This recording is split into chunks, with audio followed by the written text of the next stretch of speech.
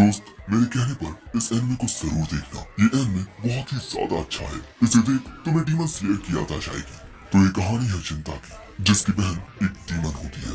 इसी वजह से उसके पिता उसकी बहन को बहुत मारते पीटते और इसी वजह से जिंता अपनी बहन को लेकर भाग जाता है, क्योंकि वो उससे बहुत प्यार करता था। पर फिर कुछ ऐसी घटनाएं घटती हैं कि जिंता अपनी बहन को मारने के लिए एक सफर पर निकल पड़ता है। तो आखिर क्यों एक भाई जो अपनी बहन से अपनी जान से ज्यादा प्यार करता था, उसने अपनी ही बहन को मारने का संकल्प लिया? चलिए जानते हैं।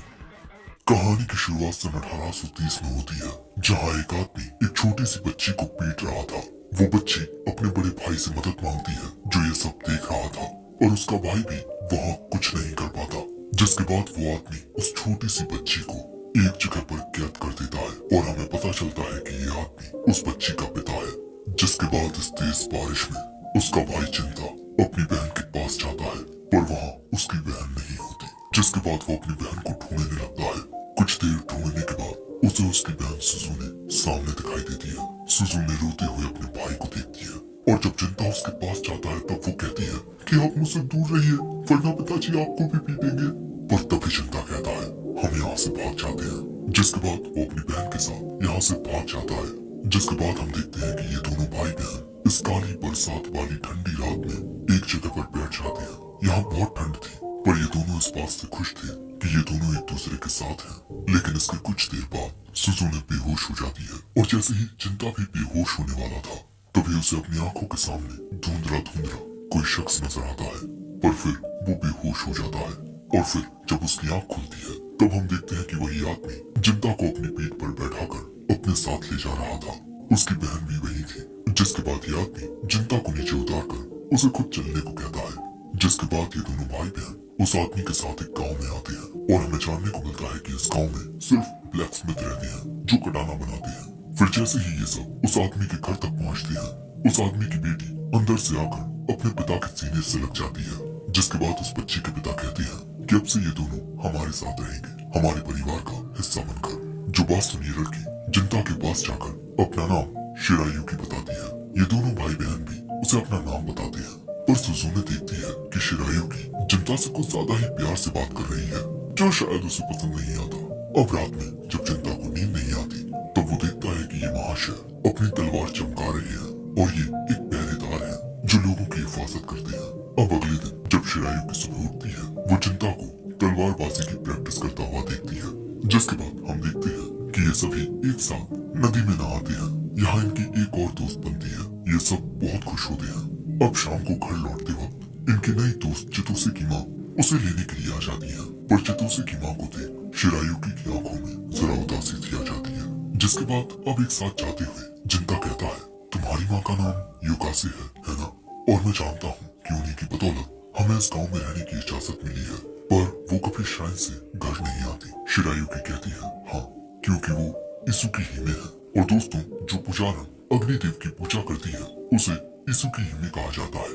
और उन्हें देखने की इजाजत सिर्फ गांव के मुखिया और शिरायुकी के पिता को है, क्योंकि इसुकी ही में नॉर्मल लोगों के साथ बात नहीं कर सकती, उन्हें इसकी इजाजत नहीं है।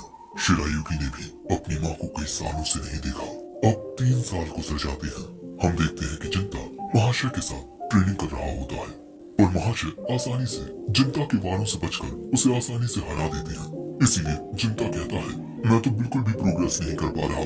जिस पर महाशय कहते हैं कि नहीं, ऐसा नहीं है जिंता, तुम धीरे धीरे बेहतर होते जा रहे हो। जिसके बाद महाशय अपनी ड्यूटी पर चले जाते हैं। तभी शिरायुकी अपने पिता को उनकी तलवार दे देती है। जिसके बाद शिरायुकी जिंता के पास आकर कहती है तुम उदास हो गया तो तुम्हारी बड़ी बहन होने के नाते मुझे तुम्हें चीयर करना चाहिए। और वो उसका सिर सहलाने लगती है। पर असल में शिरायुकी की उम्र जिंता से कम है, पर शिरायुकी के अनुसार वो जिंता से ज्यादा मैच्योर है। और तभी वहाँ सुजुने आ जाती है। शिरायुकी कहती है चलो अब खाने का वक्त हो गया। जिसके बाद ये दोनों जिंता की ओर अपने हाथ बढ़ाती है, और जिंता भी अपना हाथ बढ़ाता है। अगले सीन में जिंता काफी बड़ा हो चुका है, और यहाँ की जो पुजारन होती है वो जिंता की तारीफ कर रही थी, क्योंकि उसकी डीमन स्लेइंग स्किल्स बहुत कमाल की हैं। और इस बार चिंता ने एक ऐसे डीमन को मारा है जो इस गांव में भेष बदल कर आया था।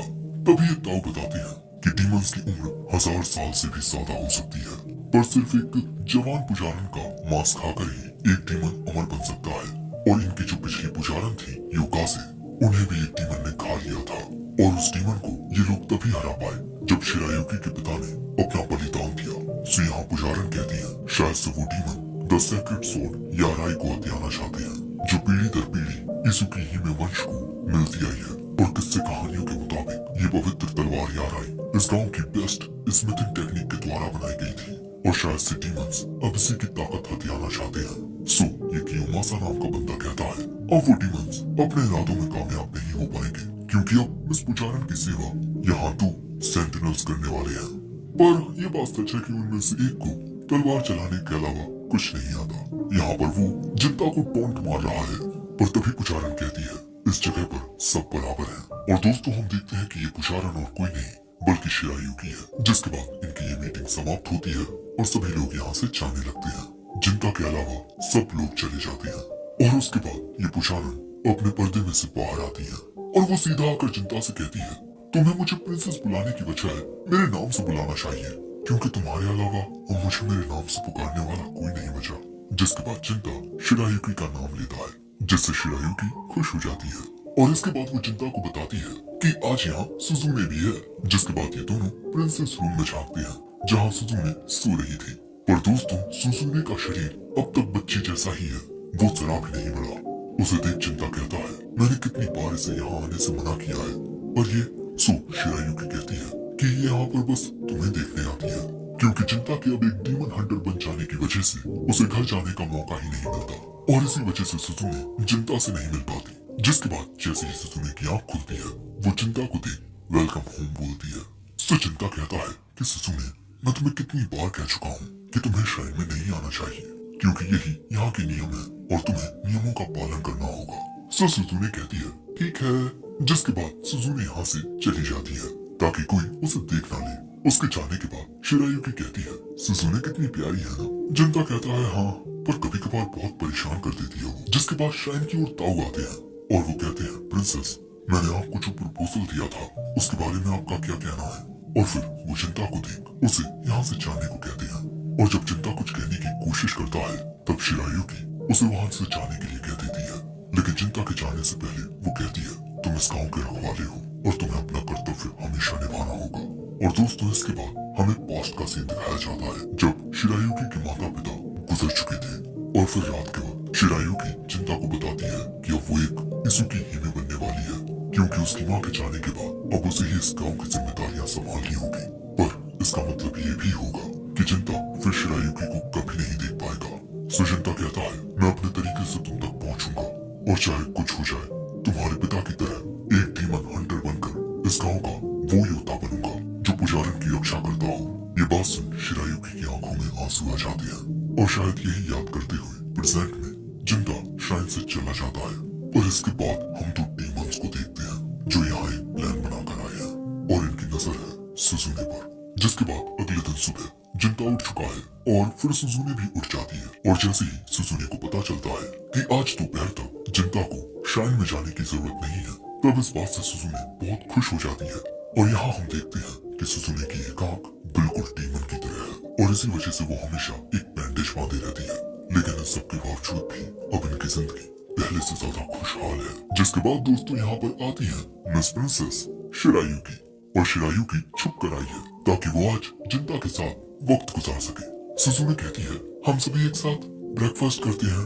जिसके बाद हम देखते हैं कि ये तीनों एक साथ खाना खाने लगते हैं। सुजुने कहती है आपको कुछ अच्छा बनाना चाहिए था। जिंदा कहता है चुपचाप खाना खाओ वरना मैं थप्पड़ मार दूंगा। जिस पर शिरायुकी कहती है तुम सुजुने को कभी थप्पड़ मार ही नहीं सकते। जिस पर वो कहता है जरूरत पड़ने पर एक भाई को कठोर भी बनना पड़ता है। पर ये दोनों ही जनता की बातों को सीरियस नहीं लेती, क्योंकि जब सुजुने जनता के सामने अपना चेहरा करती है तब जनता उसे थप्पड़ नहीं मार पाता। अगले सीन में हम देखते हैं कि सुजुने बहुत ज्यादा खुश है क्योंकि जनता को आज पूरा दिन शिरायुकी के साथ बिताने को मिला है, जिससे चिंता खुश होगा और चिंता को खुश देख सुजुने खुश होती है। जिसके बाद ये दोनों सुजुने को यहीं छोड़ चले जाते हैं। जिसके बाद इन दोनों को एक साथ घूमते हुए एक किसान देख लेता है और वो हैरान हो जाता है कि चिंता किसी खूबसूरत लड़की के साथ है। और दोस्तों फिर तेजी से इसकी खबर पूरे टाउन में फैलने लगती है। जिसके बाद ये दोनों एक रेस्टोरेंट में आते हैं। यहाँ ये चित्तू से जिंता से पूछती है कि ये लड़की कौन है। जिंता कहता है मेरी एक दोस्त। जिसके बाद ये दोनों अपना ऑर्डर देते हैं और इसके बाद ये दोनों बात करते हैं कि चितो से शिरायुकी को नहीं पहचान पाई क्योंकि उसने कई सालों से शिरायुकी को नहीं देखा है। तभी चितो से इनका ऑर्डर लेकर आ जाती है। पर दोस्तों, इनके ऑर्डर के अलावा चितो से जिंता के लिए उसकी फेवरेट डिश लेकर आती है जो उसे बचपन से पसंद है। उस राइस क्रैकर को खाने के बाद जिंता कहता है ये बहुत अच्छा है, जो बात सुन चितो से खुश होकर यहाँ से चली जाती है। जिंता कहता है अब हम पहले जितने फ्रेंडली नहीं रहे क्योंकि अब मैं ब्लीच सेंटिनल बन चुका हूँ। जिसके बाद ये दोनों बातें करते हैं। जिंता कहता है तुम्हारे पिता हमेशा कहा करते थे कोई भी चीज हमेशा के लिए नहीं होती। उन्होंने मुझे जिंदगी का एक बहुत बड़ा सबक सिखाया है। शिरायुकी कहती है मैं दुआ करूंगी कि हम मेरे माता पिता की तरह उनके नक्शे कदम पर चल सके। अब शाम के वक्त ये नदी किनारे आते हैं और आज का दिन उसके साथ बिताने के लिए शिरायुकी जिंता को शुक्रिया कहती है। मैं तुम्हारे साथ बिल्कुल पहले की तरह बात करना चाहती थी, तुम्हारे साथ वक्त बिताना चाहती थी और यहाँ मैं तुम्हें कुछ बताना चाहती हूँ। जिसके बाद वो जिंता को बताती है कि वो कियोमासा से शादी करने वाली है। गांव के चीफ ने मुझसे कहा कि डीमंस मुझे मारने के लिए आएंगे, इसलिए मुझे जल्द से जल्द अपना उत्तराधिकारी पैदा कर देना चाहिए। और कियोमासा इसी गांव में पैदा हुआ। हम दोनों की शादी सभी के लिए फायदेमंद रहेगी और गांव की पुजारन होने के नाते मैं इसे मना नहीं कर सकती। पर शिरायुकी होने के नाते मैं तुम्हें बताना चाहती हूँ कि मैं तुमसे प्यार करती हूँ और अगर मुमकिन हो तो मैं तुम्हारे साथ एक नई जिंदगी शुरू करना चाहूंगी। पर मैं ये भी जानती हूँ कि तुम इसके लिए कभी राजी नहीं होगे। जिंता कहता है मैंने इजुकी हिमे की हिफाजत करने की कसम खाई थी, शिरायुकी की नहीं, और इसीलिए मैंने हर दिन कड़ी मेहनत की। पर आज अगर मैं तुम्हारे साथ भाग गया तो वो सारी मेहनत बर्बाद हो जाएगी और मैं ऐसी जिंदगी कभी नहीं जी पाऊंगा। जो सुन शिरायुकी कहती है तुम और मैं एक जैसे हैं, हम प्रायोरिटी उन्हीं चीजों को देते हैं जो जरूरी होती है। अगर मैं तुम्हारे साथ भाग भी गई तब भी मैं तुमसे कभी नजरें नहीं मिला पाऊंगी और इसीलिए मैं एक इजुकी हिमे के तौर पर अपनी जिंदगी जीऊंगी, लेकिन मेरा दिल आखिरी दम तक सिर्फ तुम्हारे लिए धड़केगा। जिंता भी वादा करता है कि वो भी उसका रक्षक बनकर हमेशा उसकी हिफाजत करेगा। पर दूसरी ओर हम सुजुनी को बिल्कुल अकेला देखते हैं, बिल्कुल तन्हा। जिसके बाद शाइन में जिंता को पता चलता है कि पास ही के जंगल में 2 डीमंस को देखा गया है और उन्हें खत्म करने की जिम्मेदारी जिंता को सौंपी जाती है। और फिर जब जिंता यहाँ से जाने लगता है तब कियोमासा उसे रोकता है और कहता है तुम जान चुके हो ना कि इजुकी हिमे और मैं शादी करने वाले हैं, तब भी तुम इतना शांत क्यों हो? जिंता कहता है राजकुमारी की खुशी और इस गांव की सुख शांति के लिए। ये बात सुन कियोमासा कहता है सच में तुम पागल हो। जिंता ये कहकर चला जाता है कि शायद हाँ। दूसरी ओर हम देखते हैं कि शिजुने जो घर पर अकेली थी उसके पास एक मोहतरमा आती है। दूसरी ओर जिंता जंगल में आगे बढ़ रहा था पर तभी अचानक उस पर हमला हो जाता है। पर जिंता अपनी तलवार से उस हमले को रोक चुका था और तभी धुएं में से निकलता है एक डीमन। उसे देखते ही जिंता उसकी ओर हमला करने जाता है पर इसका शरीर बहुत मजबूत था, साथ ही जिंता थोड़ा घायल भी हो जाता है। लेकिन इसके बाद जिंता इस डीमन पर एक और स्ट्राइक करता है और इस बार जिंता के हमले से इस डीमन का एक हाथ कट जाता है। लेकिन इसके बाद वो डीमन अपना हाथ उठाकर कहता है मैं जानता था इसमें मजा आएगा। इंसानों के मुकाबले हम डीमंस की उम्र बहुत ज्यादा होती है पर इंसान अपनी टेक्निक्स को पीढ़ी दर पीढ़ी एक दूसरे को सौंपते रहते हैं।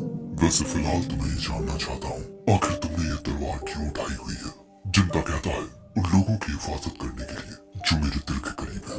दूसरी ओर उस डीमन की वो दूसरी साथी डीमन सुजुने के पास आई हुई है और यहाँ वो सुजुने से कहती है शायद तुम अपने भाई से कुछ ज्यादा ही प्यार करती हो और यही प्यार तुम्हें अब तक इंसान बनाए हुए है।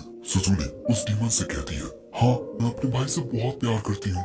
सो वो डीमन उसे बताती है कि कोई तुम्हारे भाई को नुकसान पहुंचाना चाहता है और मैं तुम्हें वो ताकत देने आई हूँ जिससे तुम अपने भाई को बचा सको। लेकिन सुजुने एक डीमन के साथ हाथ मिलाने से इनकार कर देती है। लेकिन तभी वो डीमन सुजुने के माथे पर उंगली रखती है जिससे सुजुने को कुछ दृश्य दिखाई देने लगते हैं जहाँ शिरायुकी कियोमासा के साथ वो सब करने के लिए कपड़े उतार रही है। ये डीमन कहती है मैं भविष्य देख सकती हूँ, साथ ही दूसरों को भी कुछ झलकें दिखा सकती हूँ। सुजुने कहती है नहीं ये सब झूठ है। वो डीमन कहती है चलो ठीक है तो तुम खुद चलकर क्यों नहीं देख लेती? मेरी बात मानो तभी तुम अपने भाई को बचा पाओगी। और अपने भाई के लिए सुजुने उस डीमन की ओर हाथ बढ़ा देती है। दूसरी ओर चिंता उस डीमन से पिटते हुए नदी में आ गिरता है। तभी वो डीमन भी उसके पीछे आ जाता है। अब यहाँ जिंता भी उस डीमन से एक सवाल पूछता है आखिर तुम इंसानों को दर्द क्यों पहुंचाते हो? ये कहता है हम डीमंस अपनी जिंदगी में किसी न किसी उद्देश्य के साथ आते हैं और मेरा उद्देश्य यहीं पर है, और इंसानों को मारना हमारी फितरत है, वरना हम डीमंस कैसे कहलाएंगे। और इसके बाद वो डीमन जनता से लड़ने के लिए अपनी ताकत को बढ़ा लेता है। जनता गहरी सांस लेकर डीमन पर हमला करने जाता है, पर डीमन के हमले से उसका एक हाथ कट जाता है और वो डीमन अपने दांतों से जनता की तलवार भी तोड़ देता है। पर तभी जनता अपनी टूटी हुई तलवार पकड़ उसे डीमन की छाती में दे मारता है और अपना पूरा जोर लगा देता है, और खून बहने की वजह से वो डीमन वहां मारा जाता है। पर मरते हुए वो डीमन कहता है, मैंने अपना उद्देश्य पूरा कर दिया। अब से 170 साल बाद शैतानों का देवता इस गांव में आएगा, सब कुछ तबाह करने के लिए। और तभी अचानक जनता के जहन में सुसुने का जिक्र आता है, और यहाँ ये डीमन कहता है, इंसान ये लो मेरी ओर से तुम्हारे लिए तोहफा। और उस डीमन का वो कटा हुआ हाथ जनता के मुंह को पकड़ लेता है, और अब उस डीमन की आवाज आती है, तुम ये तलवार दूसरों की हिफाजत करने के लिए उठाते हुए है ना, लेकिन क्या हो जब वो लोग तुम्हारी हिफाजत के लायक ही ना बचे। और जनता यहाँ बेहोश हो जाता है। दूसरी ओर हम देखते हैं कि कियोमासा शिरायुकी के साथ वो सब करना चाहता है। इस वक्त सबसे सही वक्त है, यहाँ कोई नहीं है। अब शिरायुकी आंखों में आंसू लिए जनता को याद करते हुए अपने कपड़े उतारने लगती है, जो देख कियोमासा कहता है, सच में तुम दोनों पागल हो। और अब जैसे शिरायुकी आगे बढ़ती है, कियोमासा अपने कदम पीछे करने लगता है, लेकिन इनके कुछ करने से पहले ही वहाँ ये दरवाजा तोड़ डीमन आ जाती है, और उसी के साथ यहाँ आ चुकी थी सुसुने। दूसरी ओर जनता को होश आता है, वो देखता है कि उसका कटा हुआ हाथ वापस आ चुका है। जनता तुरंत भागकर सुसुने के लिए जाने लगता है, पर तभी जनता देखता है कि गांव में चारों ओर आग लगी हुई है। यहाँ सुसुने शिरायुकी से पूछती है, मुझे लगा कि तुम जनता से प्यार करती हो, पर देखकर लगता है कि तुम्हारे लिए तो कोई भी चलेगा। जनता अपने घर पर पहुंचता है, और वहाँ कोई नहीं होता। वही गांव के लोग आग बुझाने की कोशिश कर रहे हैं, और यहाँ सुसुने कहती है, बस अपनी भाई की खुशी के लिए मैंने अपने जज्बातों को दिल में दबा कर रखा, पर लेकिन तुमने उसके साथ ऐसा क्यों किया। शिरायुकी कहती है, मैं समझ चुकी हूँ कि तुम अपने भाई से बहुत प्यार करती हो, इतना प्यार कि तुमने जनता के लिए अपने शरीर को छोटा रखा ताकि तुम हमेशा उसकी छोटी बहन रहो। पर तुम मुझे माफ कर दो, इसुकी ही में होने के नाते मुझे इस गांव की लीगेसी को बचाना होगा। जो सुसुने कहती है कि क्या तुम्हारे लिए मैंने अपना सब कुछ छोड़ना चाहा, और तुम वो सब कुछ फेंक रही हो। वो हंसते हुए कहती है, तुमने तो मुझे बेवकूफ बनाकर रख दिया, पर अब मैं हर एक चीज का हिसाब लूंगी। वो डीमन सुसुने के कान भरते हुए कहती है, मैंने तुम्हें बताया था ना, ये राजकुमारी एक ऐसी औरत है जो तुम्हारे भाई को धोखा देकर किसी और के साथ कुल छल्ले उड़ा रही है, और अब सिर्फ तुम अपने भाई को बचा सकती हो इस औरत को मारकर। ये बात सुनते ही सुसुने की बॉडी से बहुत ज्यादा ब्लैक पावर निकलती है, और अगले ही पल में सुसुने एक एडल्ट लड़की बन जाती है, और एक पूरी डीमन। जब कियोमासा उसे बचाने के लिए तलवार उठाता है, तब वो फीमेल डीमन उसे ये कहकर दूर फेंक देती है कि ये दो औरतों के बीच की लड़ाई है। जिसके बाद वो फीमेल डीमन सुसुने से कहती है कि तुम्हें इस औरत को उस तलवार से मारना चाहिए जिसकी ये हिफाजत करती आई है, इससे इसकी आत्मा को खुशी मिलेगी। जिसके बाद वो कियोमासा को यहाँ से ले जाती है, और सुसुने याराई तलवार निकालती है। तभी जनता यहाँ भागते हुए आता है, उसे देख शिरायुकी उसकी ओर भागती है। जनता भी उसे सीने से लगा लेता है, पर अगले ही पल में शिरायुकी की गर्दन धड़ से कटकर अलग फिट जाती है, और सुसुने आकर कहती है, आप ठीक तो है ना भैया। उसके हाथों में शिरायुकी का सिर था, और इसके बाद सुसुने पागलों की तरह शिरायुकी की बॉडी में ये तलवार मारने लगती है। जनता गुस्से में आकर अपनी तलवार से सुसुने पर वार करता है। सुसुने कहती है, क्या हुआ भैया, आप मुझ पर हमला क्यों कर रहे हैं? ये मैं हूँ आपकी सुसुने। ये सुन जनता कहता है, क्या तुम सुसुने हो? पर तुमने शिरायुकी के साथ वो क्यों किया? सुसुने कहती है, वो राजकुमारी आपको धोखा दे रही थी, वो किसी और से शादी कर रही थी, इसलिए मैंने उसे मार दिया। अब आपको दुखी नहीं होना पड़ेगा, चलिए भैया अब हम घर चलते हैं। पर जनता कहता है, तुमने उन लोगों को धोखा दिया है जिन्होंने हमें बचपन से पाला पोसा। तुमने शिरायुकी को भी मार दिया, और अब तुम घर जाना चाहती हो।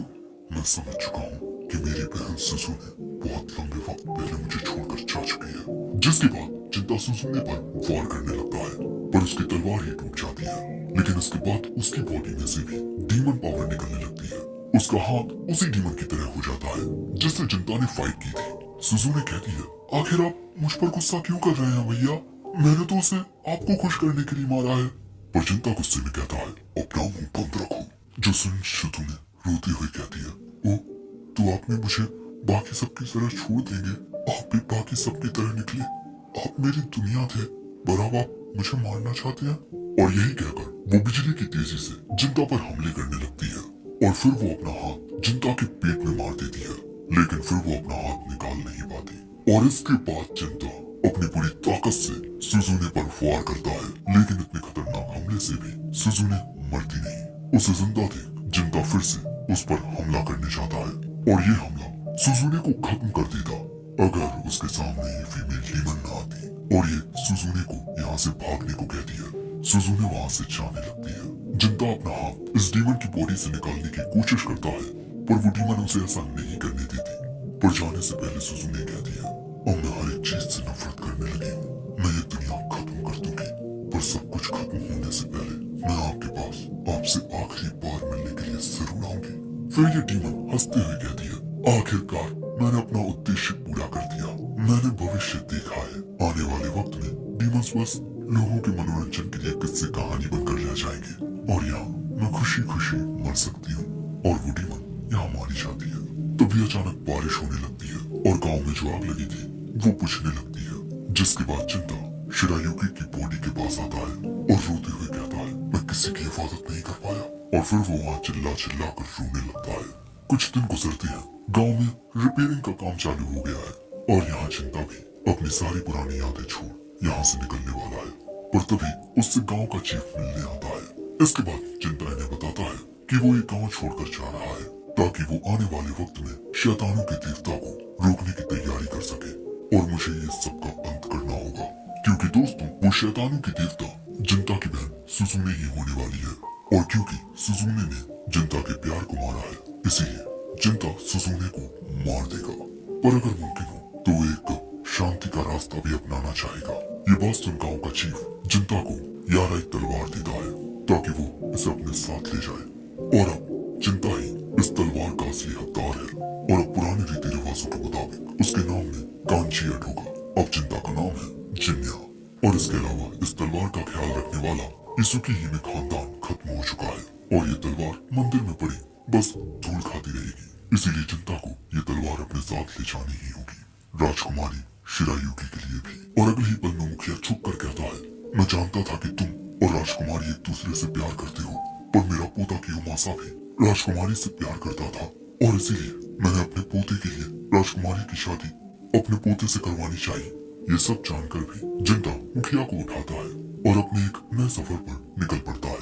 पर तभी चितोसु उसके पास आकर कहती है, मेरी नजरों में तुम जैसे कल थे वैसे ही आज भी हो जिंता, इसीलिए प्लीज रुक जाओ। पर जिंता ये कहकर जाने लगता है, मैं वादा करता हूँ मैं लौट कर आऊंगा। और अब जिंता अपने नए सफर पर निकल पड़ता है और आगे बढ़ते हुए कहता है, 170 साल। हाँ। और दोस्तों ऐसे ही वक्त पल भर में गुजर जाता है। 170 साल गुजर चुके हैं और एक बंदा जिसके हाथ में तलवार है वो एक श्राइन में आता है और फिर यहाँ इस श्राइन की मीको यानी पुजारन से मिलता है। एपिसोड 2 जिंता के सफर को आगे बढ़ाते हुए 1850 में आता है। यहाँ हम एक गांव को देखते हैं और यहाँ हमें ज़ेंजी नाम का एक आदमी दिखाया जाता है जो कि सुगाया जनरल स्टोर में काम करता है। जिसके बाद हम जिंता को एक शख्स के आगे बैठा हुआ देखते हैं। तभी वो शख्स ज़ेंजी से कहता है, बाकी का काम तुम संभाल लो। और ये कहकर वो शख्स यहाँ से चला जाता है। जिसके बाद ज़ेंजी अपना इंट्रोडक्शन देता है, मेरा नाम ज़ेंजी है और मैं सुगाया जनरल स्टोर में एक क्लर्क हूँ। जिंता उसे अपना नया नाम बताता है, जिनिया। और अब तक ज़ेंजी के बॉस ने जिंता को सिर्फ इतना ही बताया है कि एक डीमन उनकी बेटी की जान लेना चाहता है जिसे वो मरवाना चाहते हैं। ज़ेंजी जिंता को आगे बताता है कि जिंता को बॉस की बेटी नासु का बॉडीगार्ड बनकर रहना होगा जो कि इस साल 13 साल की हो जाएगी। कुछ दिनों से नासु को अपने कमरे के बाहर एक डीमन दिखाई दे रहा है जो उसे देख यही कहता है, मेरी बेटी को लौटा दो। शायद से उस डीमन को लगता है कि नासु उसकी बेटी है और इसलिए वो उसे किडनैप करना चाहता है। पर तभी वहाँ नासु आ जाती है। जिंता को देख वो कहती है, ओ तो तुम हो मेरे बॉडीगार्ड, तुम यहाँ से जा सकते हो। और जब ज़ेंजी नासु को समझाने की कोशिश करता है तब वो कहती है, ये जरूर से कोई स्कैमर है जो बस यहाँ झूठा डीमन हंटर बनकर पैसे कमाने आया है। तुम मेरी बात सुनो, हम तुम्हें एक फुटी कौड़ी नहीं देने वाले, इसलिए यहाँ से निकल जाओ। और ये कहते हुए वो यहाँ से चली जाती है और फिर अगले सीन में रात हो जाती है। नासु अपने कमरे में थी तभी बाहर से ज़ेंजी की आवाज आती है जो कहता है कि आपने अपने बॉडीगार्ड को तो भगा दिया, पर कम से कम मैं तो यहाँ रुक ही सकता हूँ ताकि मैं उस डीमन को आपसे दूर रख सकूं। पर दोस्तों, नासु अंदर ही अंदर ये बात जानती है कि उसकी बात पर शायद किसी को यकीन नहीं है, क्योंकि लोगों की नजरों में डीमंस बस कथा कहानियां हैं। और अब नासु कहती है मैं उनकी असली बेटी नहीं हूँ, शायद से इसीलिए वो मुझसे प्यार नहीं करते। और अगले ही पल में नासु के कानों में उस डीमन की आवाज सुनाई देने लगती है। और अगले ही पल में ज़ेंजी देखता है कि उसके सामने एक काला साया उमड़ रहा है। नासु झांक कर बाहर देखती है, उसके सामने वही डीमन आ चुका था। ये डीमन आगे बढ़ते हुए कहता है मेरी बेटी को लौटा दो। और भाई ज़ेंजी को लगता है कि अब तो वो गया। और अगले ही पल में जिंटा वहां आकर उस डीमन का हाथ काट देता है। पर जिंटा को देख अब भी वो डीमन यही कहती है कि मेरी बेटी को लौटा दो। सो अब जिंटा अपनी तलवार से वार करके उस डीमन के दो टुकड़े कर देता है, जिसके बाद वो डीमन साये सा वहां से गायब हो जाता है। नासु बाहर आकर कहती है क्या वो डीमन मर चुका है? जिंटा बताता है कि जब डीमंस मरते हैं वो सफेद सी धुंध में गायब होते हैं, यानी कि ये डीमन अब भी जिंदा है और वो वापस आएगा। अब अगले दिन ज़ेंजी जिंटा से कहता है आपके मुताबिक वो डीमन अब तक मरा नहीं है, तो क्या आप आज रात यहाँ फिर से रुक सकते हैं? पर जिंटा कहता है ज़ेंजी तुम मुझे नासु के बारे में और बता सकते हो? वो डीमन बार बार यही कह रही थी मेरी बेटी को लौटा दो। ज़ेंजी बताता है कि लेडी नासु के असली पेरेंट्स के मरने के बाद बॉस ही उनका पालन पोषण कर रहे हैं, लेकिन मैं आपको बता दूं कि वो जरा भी बुरी नहीं है, वरना बॉस उन्हें कभी अडॉप्ट नहीं करते। और बॉस की जिंदगी में भी कम दुख नहीं है। उनकी बीवी को एक डीमन ने मार दिया और फिर उनका बेटा भी कहीं भाग गया, और इन सब का दोष बॉस डीमंस को देते हैं। जिंटा कहता है ओह ऐसी बात है। अब शाम के वक्त हम नासु और उसके पिता को एक साथ खाना खाते हुए देखते हैं। ये महाशय पूछते हैं नासु जो बॉडीगार्ड मैंने तुम्हारे लिए चुना है वो कैसा है? वो कहती है उसे देखकर बिल्कुल नहीं लगता कि वो कोई बुरा आदमी है। मेरा इतना ख्याल रखने के लिए आपका शुक्रिया। महाशय कहते हैं हर एक पिता अपने बच्चे की बहुत शिद्दत से परवाह करता है, इसीलिए तुम्हें शुक्रिया कहने की जरूरत नहीं है। ये बात सुन नासु को अच्छा लगता है और वो पूछती है कि पिताजी आपने उसी आदमी को हायर क्यों किया? वो कहते हैं कुछ वक्त से डीमंस के देखे जाने की खबरें बढ़ रही हैं। साथ ही एक बात काफी चर्चा में है कि एक आदमी मात्र एक तलवार से डीमंस को मार रहा है और ये वही आदमी है, और मैं जानता हूँ कि ये भरोसेमंद है। ये बात सुन नासु समझ जाती है कि उसके पिता को इस बात पर यकीन था कि वो डीमन को लेकर झूठ नहीं कह रही है। अब इसके बाद हम देखते हैं कि नासु अपने पिता के साथ वक्त बिताते हुए यही सोच रही थी कि इनकी बीवी को एक डीमन ने मार दिया और इनके बेटे को भी एक डीमन ने किडनैप कर लिया, पर फिर भी इन्हें लगता है कि इनका बेटा लौटकर जरूर आएगा। और लोग यही बातें करते हैं कि आखिर उन्होंने एक लड़के की बजाय लड़की को अडॉप्ट क्यों किया। और ये बातें याद करते हुए नासु को बहुत बुरा लगता है। अब रात के वक्त हम नासु के कमरे के बाहर ज़ेंजी और जिंटा को देखते हैं। नासु ज़ेंजी को देख कहती है तुम यहाँ क्या कर रहे हो? तुम तो उस डीमन से लड़ भी नहीं पाओगे। और ज़ेंजी ये बात सुन उदास हो जाता है और इसके बाद वो जिंटा से कहती है मेरे पिता को तुम पर बहुत यकीन है, इसीलिए मैं भी तुम पर भरोसा करती हूँ। जिंटा कहता है अपने पिता की वजह से हाँ, आपका एक बहुत ही प्यारा परिवार है, पर वैसे मैंने कुछ अफवाहें सुनी है मास्टर जूसो के खोए हुए बेटे के बारे में।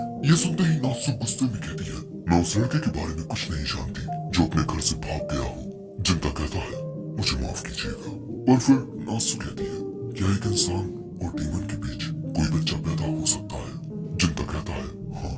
सो नासु को लगता है कि वो डीमन शायद से उसकी माँ है जो उसे लेने के लिए आई है। और जिंटा कहता है मैं गारंटी के साथ कह सकता हूँ कि वो डीमन आपकी माँ नहीं है। वैसे क्या तुम जानते हो डीमंस कैसे पैदा होते हैं? ज़ेंजी कहता है बिल्कुल हमारी तरह डीमंस को जन्म उनके माता पिता देते होंगे। जिंटा कहता है हाँ ऐसा होता है, पर डीमंस तब भी पैदा होती है जब कोई डीमन किसी इंसान के साथ वो सब करता है, और वो तब भी पैदा होते हैं जब कई सारी नकारात्मक भावनाएं आपस में जुड़ जाती हैं। और अगले ही पल में हम देखते हैं कि नासु घबराने लगी है क्योंकि इनके सामने वो डीमन फिर से आ चुकी है। वो आते ही जिंटा पर हमला करती है और जिंटा उसे पीट कर जमीन से लगा देता है। ज़ेंजी कहता है इसे जल्दी से खत्म कर दो, पर जिंटा नासु से पूछता है क्या मैं सच में इसे खत्म कर दूं, क्योंकि अगर इस वक्त मैं इसे मार भी दूं तब भी ये वापस आएगी, क्योंकि इस डीमन को पैदा नासु के इमोशंस ने किया है नासु की वो भावनाएं जो ये चाहती है कि नासु के पिता उस पर ध्यान दे, और ये डीमन भी यही कर रहा है, सिर्फ नासु पर ध्यान दे रहा है। नासु चिल्लाकर कहती है, नहीं, ऐसा नहीं हो सकता। जिंता कहता है, मैं जितनी चाहे बार इसे मार दूं, ये फिर से पैदा होकर आएगा, क्योंकि ये तुम्हारी भावनाओं से जुड़ा हुआ है। नासु कहती है, तो मैं क्या करूं? जिंता कहता है, मुझसे बस ये कह दो कि मैं इस डीमन को मार दूं। और अब हमें पता चलता है कि नासु अपने पिता से बहुत प्यार करती है, पर उसे लगता है कि उसके पिता उससे प्यार नहीं करते, और लोगों के मुंह से कई तरह की बातें सुन नासु को और भी ज्यादा बुरा लगता। और अब नासु रोते हुए कहती है, ये डीमन मैं ही हूँ, यानी कि मुझे मरने की जरूरत है। पर सेंसी उससे कहता है, आप गलत सोच रही हैं। मैं जानता हूँ कि बॉस आपसे कितना ज्यादा प्यार करते हैं, और आप भी उनकी कितनी ज्यादा परवाह करती हैं। बस बॉस की दिक्कत ये है कि वो अपनी भावनाओं को सही से जाहिर नहीं कर पाते। आपको बस उनसे दिल खोलकर बातें करने की जरूरत है, और मुझे यकीन है कि वो भी आपसे दिल खोलकर बातें करेंगे, बिल्कुल एक परिवार की तरह।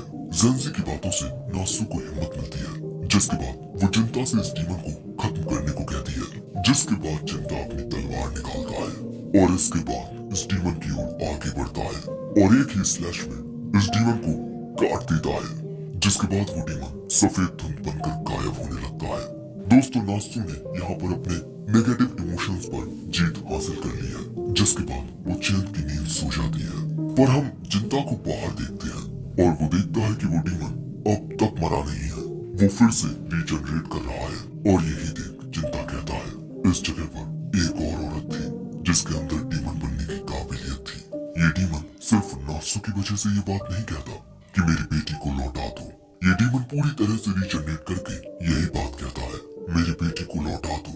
जिंता कहता है, ये डीमन यहाँ उस बच्ची की बात कर रहा है जिसे जुजो सामा की बीवी ने पैदा किया था, और वो है सुसुने। और दोस्तों, ये डीमन सिर्फ नासु की भावनाओं से नहीं, बल्कि जिंता की मरी हुई माँ की भावनाओं से मिलकर पैदा हुई है।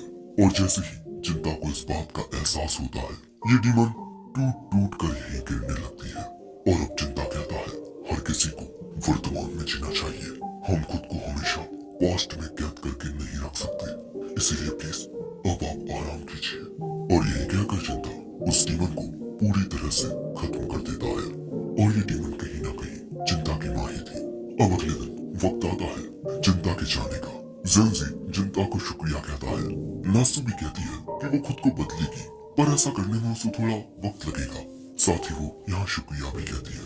जिंता कहता है, शुक्रिया मत कहो, शायद मैंने भी यहाँ पर एक बहुत पुराना कर्ज चुका दिया है। जब मैं छोटा था तब मैं उसी चीज को हकीकत मानता जो मैं अपनी आंखों से देखता। पर कई बार चीजें हम जितना सोचते हैं उनसे ज्यादा गहरी होती है, और मैं बस उस वक्त ये बात नहीं समझ सका और असल हकीकत से भाग गया, और मैं यहाँ उसी की भरपाई करना चाहता था। नासु को उसकी बातें समझ नहीं आती, पर जिंता अलविदा कहकर अब जाने लगता है। उसके वहां से निकलते ही जुजो सामा बाहर निकलते हैं। जेंजी कहता है, आपको भी उसे शुक्रिया कहना चाहिए था, पर वो कहते हैं, मुझे ऐसा करना जरूरी नहीं लगा, मुझे यकीन था कि वो ये काम कर लेगा। जेंजी पूछता है, आपको उस पर इतना यकीन क्यों था? महाशय कहते हैं, पागलों जैसी बात मत करो, हर पिता को अपने बेटे पर भरोसा होता है। पर उसे ये बात समझ ही नहीं आती। पर दोस्तों, हम समझ जाते हैं कि जिंता इन महाशय की ही औलाद है, और यही कहानी की शुरुआत में सुजुने को पीट रहे थे। अब जैसे ही ये जाने लगते हैं, नासु कहती है, क्या मैं भी आपकी कोई मदद कर सकती हूँ?